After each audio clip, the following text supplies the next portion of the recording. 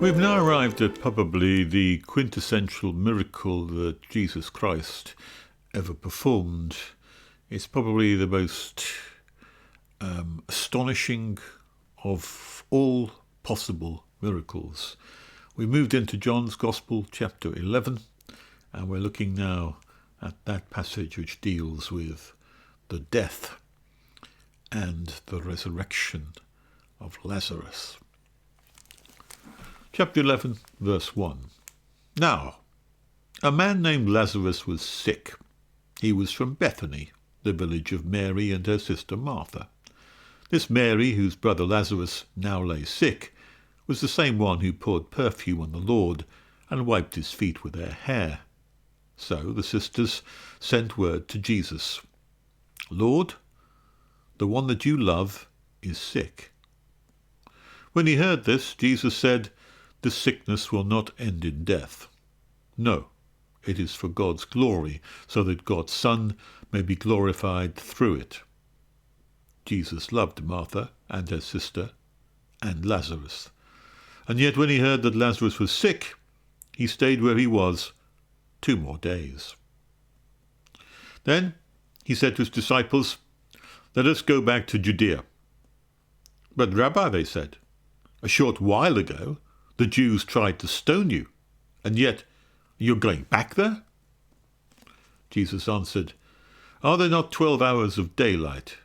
A man who walks by day will not stumble, for he sees by this world's light.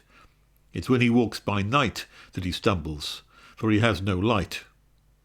And after he said this, he went on to tell them, "Our friend Lazarus has fallen asleep, but I'm going there to wake him up." His disciples replied, "Lord, if he sleeps, he'll get better." And Jesus had been speaking of his death, but his disciples thought that he meant natural sleep. So when he told them plainly, "Lazarus is dead, and for your sake I'm glad I was not there, so that you may believe, but let's go to him." And then Thomas, also called Didymus, said to the rest of the disciples, "Yes, let us go also, that we may die with him." I suppose the greatest of all miracles is unquestionably the resurrection of the dead. It's a miracle which Jesus performed twice. Once for somebody else, this man Lazarus, and once on his own behalf for himself after the crucifixion. As such as the record stands for us. The resurrection of the two is something which is quite different from each other. And maybe we'll touch upon that later on in our discussion.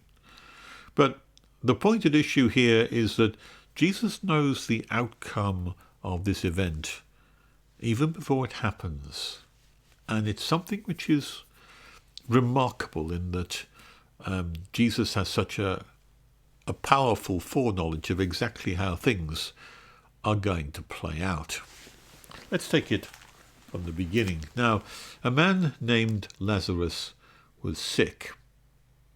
When he says a man named Lazarus, he's introducing him as if he's an unknown person. But of course, that's not the case here. He was from Bethany, the village of Mary and her sister Martha. But he wasn't just from the village of Bethany. They're just saying where he was situated. He was situated in Bethany. That's very close to Jerusalem, very close to where the Jews had sought to capture him quite recently, and where they had sought to stone him twice, grab hold of him, but he and his disciples had managed to evade them and escape and go back to the river Jordan. But now, so many days away, he decides he's going to stay away from Jerusalem in order to avoid antagonizing the Jewish authorities and the people who were there. But Lazarus and Martha and Mary's brother Lazarus here, now lay sick. And this Mary, it says, is the same one who poured perfume on the Lord and wiped his feet with her hair. We'll hear something about that elsewhere. And it says that this Mary, whose brother Lazarus now laid sick, was the same one who poured perfume on the Lord and wiped his feet with her hair. So the sisters sent word to Jesus, Lord, the one that you love is sick. Now, that's an interesting phrase. Lord, the one that you love is sick. No mention of the name Lazarus here. Just a mention that, Lord, the one that you love is sick. That indicates a special relationship with Lazarus, something which is different from other relationships between Mary and Martha. If Mary had simply said, the Lord, the one you love is sick, possibly it was Martha. But they both sent this message, maybe by courier, maybe by written word, who knows? But they sent this message to Jesus, the Lord, the one you love, is sick. And Jesus knows exactly whom this is about, just by the term, the one you love. Now, we've only really come across this term before, in reference to John, the disciple whom Jesus loved. And that's an interesting way to describe John. And it's interesting and puzzling and perplexing to us as well, because it suggests that Jesus was closer to John and maybe closer to Lazarus than he was to other people. And we might be thrown by that a little bit. We might be thinking to ourselves, well, would Jesus have favourites? Would he prefer some over others? Would he be closer to some than to others? And the idea of that we recoil from it a little bit because we think that Jesus would be completely fair-handed and would treat everybody exactly the same. Don't think that's the case, though. It is the case that Jesus loved Lazarus, the one whom you love is sick. And it's also the case that Jesus loved John, the disciple whom Jesus loved. And that shows a kind of a special relationship, a kind of special closeness which was not there maybe with others, perhaps with people like Thomas or other disciples on the outer fringes, some of the apostles there like Matthew, not quite in the same category as John. And there seems to have been a kind of an inner group of disciples, James and John, and Simon Peter being a kind of threesome together, and Jesus being closer to them than to others. What does that tell us when Jesus may have been closer to some and to others?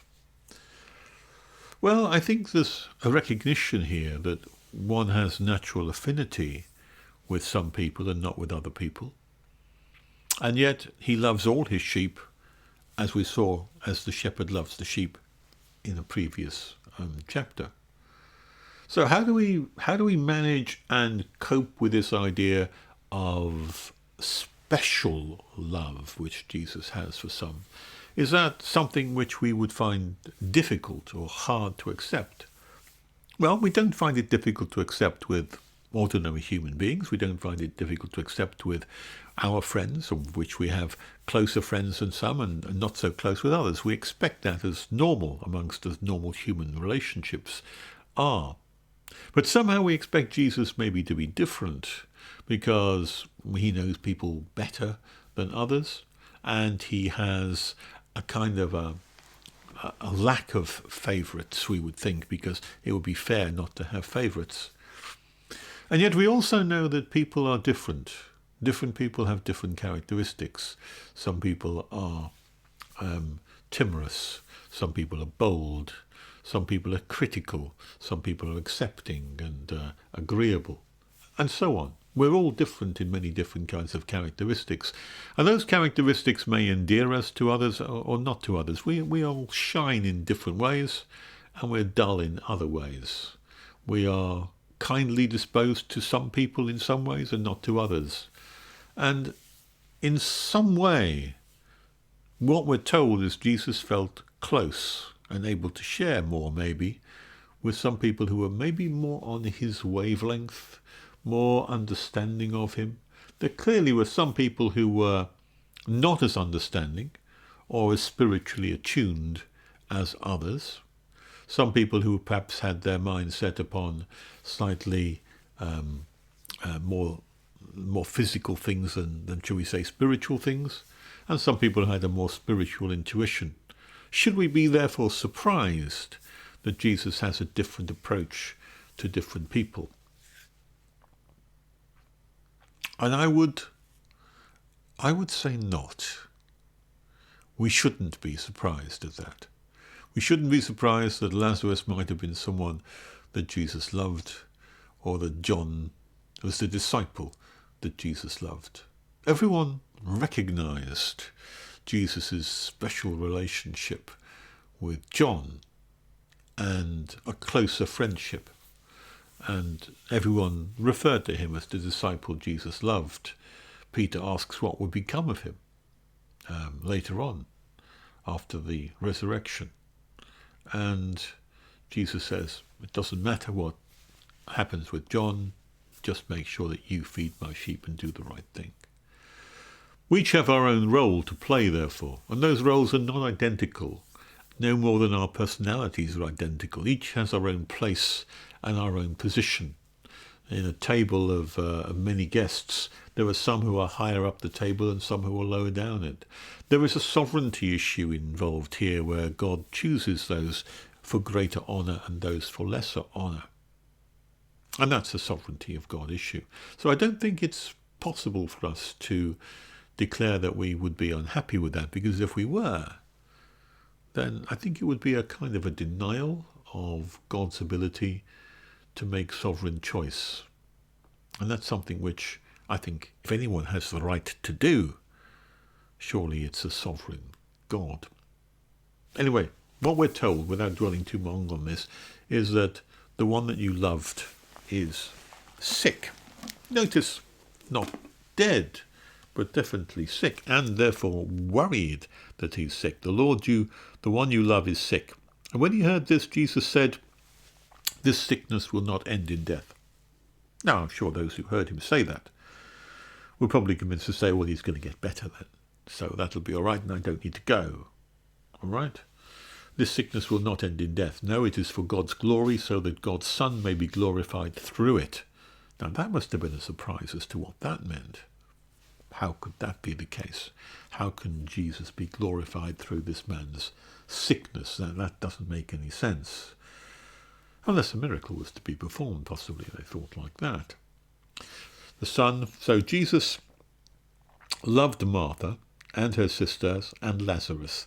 It says he loved all of them. And yet, when he heard that Lazarus was sick, he stayed where he was 2 more days. It's that word yet which is interesting in that statement. He loved Mary, he loved Martha, he knew their anguish, he knew of their pain, he knew of Lazarus' sickness, who he also loved. All 3 he loved closely and in particular. And yet, he didn't rush off to save Lazarus or to calm their fears or their worries. And so Jesus waited 2 days. And he was probably 2-3 days away, journey, from where he was down to Jerusalem. Probably, I'm not sure how many miles it was, 60 or so miles. I'm guessing 60 to 80 miles away. That would take 2 or 3 days to travel to get to Jerusalem.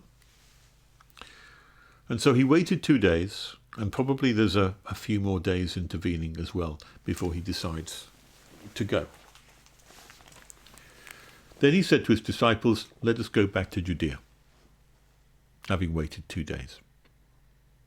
No rush, no hurry. And rather, it seemed to be a deliberate act on his part.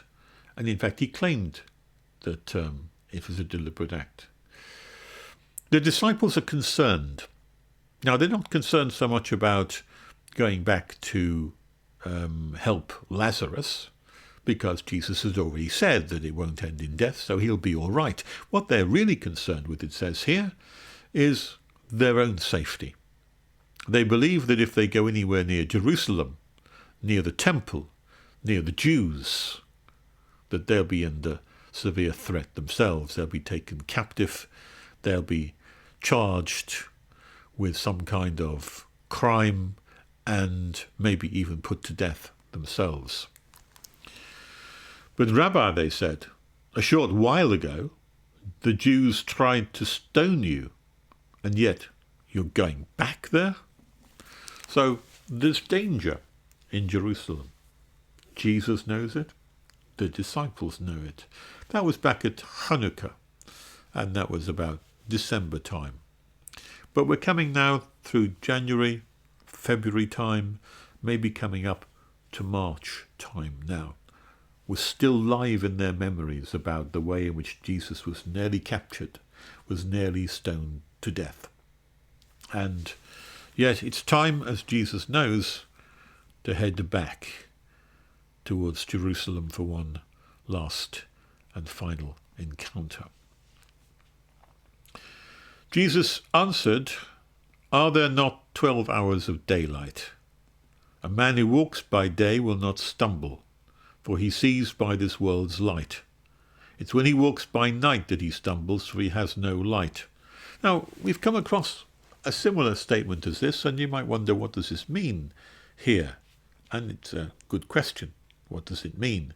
But in the previous context, it meant that there is a time when things are, shall we say, the daylight times, and there are the night times. There are times when things can be done, and there are times when things cannot be done. There are times when things are safe to be done, and there are times when things are not safe to be done. In other words, just as it says in Ecclesiastes, there's a time for this and a time for that. And the implication here is that all of these things are in the control of God.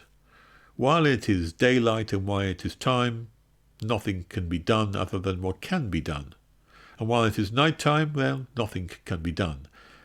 The night time is not yet, the daytime is now. And because it is daytime, we are safe to do what we need to do. There are 12 hours of daylight, and that hours have not fully run out yet. There's still time in which to act and to move forward, and a man who walks by day will not stumble.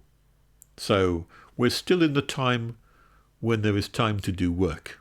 We're still in the time before the time comes when no one can do any work. There is still time left in the day to act, and we're going to use that time now. I think that's what's being said here. A time will come when it's night time, when we can't do anything, and when the time will have gone for doing things, and then we will stumble, and then we will fall, because there is no light at that time. But that is not now, because now is daylight. Now we can still go forth. After he'd said this, he went on to tell them, "Our friend Lazarus has fallen asleep, but I am going to wake him up." Now, once again, Jesus is constantly using metaphors. And if you understand the words of Jesus on a purely ordinary level, then you will misunderstand him. We've said this time and time again, and it needs reiterating over and over again, because there are many times when people make huge errors in understanding Jesus simply because they take him in a literal way, when really he's speaking in a metaphorical way and a spiritual way. Here's another example of it. Our friend Lazarus has fallen asleep, but I am going to wake him up. Now, these days it's quite common to say that, sleep is something which is a metaphor for death, but it was probably one of the first times it was mentioned here, sleep being a typical metaphor of a longer sleep, the sleep of death. His disciples replied, clearly misunderstanding him, as disciples seem to be prone to do all the time, misunderstanding Jesus constantly. Lord, if he sleeps, he'll get better. In other words, we don't have to go. We don't have to bother ourselves. Lazarus is going to get better by himself. We don't have to intervene. We don't have to put ourselves in harm's way. We can stay where we are, safe. Jesus had, however, been speaking of his death, but his disciples thought that they meant natural sleep. There's this gulf constantly between the level at which Jesus speaks and the level at which people understand. Bridge that gap. It's essential if you wish to understand what Jesus is talking about. We've been given many, many instances of how we need to bridge that gap. Never take Jesus in a purely literal, earthly kind of way. So then he told them plainly, Lazarus is dead. No. How did he know? Well, there is no way of knowing that unless by some supernatural means. If you try to think of how he could have known that Lazarus was dead, it would only have been by a messenger of some kind. But that would have been known to everybody if that was the case. Only Jesus had known that he was dead. And for your sake, I'm glad I was not there. I'm glad I wasn't there when he died. Because if I had been there when he was died, it would be so that you may believe. Because, why? Well, the idea is that if I had been there, then he probably would not have died. And there is a miracle of preventing someone from getting ill and making them well again. I've shown that kind of miracle to you before, implies Jesus here, that I have made the sick well. But there is another kind of miracle of a deeper and more profound kind that I will show you now. And I'm glad I wasn't there, because I am glad that Lazarus died. And why am I glad that Lazarus died? Because I am going to do something which is the greatest miracle of all. And it's for your sake that I do it, that you may believe. Well, anyone who can raise the dead, that's someone with extraordinary power and connection with God. Okay, that's the nature of this thing. So, let us go to him. That's the argument. You want us not to go? You want us to avoid? The disciples want to pull back. They were very much afraid, it seems to me, at the time in Jerusalem when Jesus was almost caught in the colonnade. They were breathed a sigh of relief when they left and got out of Jerusalem by the skin of their teeth and left and went away. Maybe some of the others, many of the disciples were almost caught as well. But they all escaped. All of them were protected. None of them were lost. But they want to go back. You want to go back? You want to take us back into that danger? Because danger it is, and real danger too. Let us go to him. Okay. And then Thomas, called Didymus, said to the rest of the disciples, not to Jesus, you notice, kind of behind his back, behind his hand here, let us also go, that we may die with him.